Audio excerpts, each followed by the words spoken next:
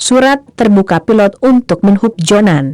Briefing pilot sebelum penerbangan mengundang polemik, terutama setelah beredar surat dari Kepala Badan Meteorologi, Klimatologi dan Geofisika BMKG Andi S. Satya kepada Menteri Perhubungan Menhub Ignatius Jonan yang bersifat penting dan terbatas. Surat ini beredar di tengah masih berlangsungnya pencarian korban pesawat Air Asia KZ8501. Surat itu menyebutkan berdasarkan logbook di BMKG Juanda, Surabaya, pihak Air Asia baru mengambil bahan informasi cuaca pada pukul 7 WIB atau sesudah pesawat Air Asia KZ8501 hilang kontak, bukan sebelum take off atau tinggal landas. Sesuai ketentuan, setiap maskapai harus mengambil bahan informasi cuaca ke BMKG sebelum melakukan penerbangan. Sebab dalam flight document tertuang informasi cuaca sepanjang rute penerbangan, situasi bandara tujuan, hingga kondisi cuaca di bandara alternatif jika penerbangan tersebut terpaksa dialihkan.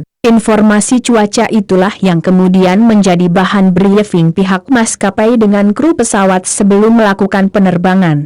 BMKG mengakui tidak semua maskapai rajin mengambil flight document sebelum melakukan penerbangan. Kendati demikian, bahan informasi cuaca bisa juga diperoleh melalui jalur online. Terkait itu, seorang pilot bernama Fajar Nugroho mengulik aturan soal perakiraan cuaca dari BMKG tersebut. Berikut praktik dan penjelasannya. Dalam surat terbuka yang diunggah di situs ilmuterbang.com, sang pilot mengkritik sikap Menhub Ignatius Jonan terhadap Air Asia karena tidak mengambil laporan cuaca tercetak dari stasiun BMKG. Berikut isi lengkap surat terbuka yang dimuat Fajar Nugroho dalam ilmuterbang.com pada Jumat 2 Januari 2015 yang dikutip pada Sabtu tanggal 3/1/2014. Bapak Menteri yang terhormat, perkenalkan nama saya Fajar Nugroho. Pekerjaan saya penerbang. Mungkin di mata orang lain ini adalah sebuah pekerjaan hanya sebagai ospir.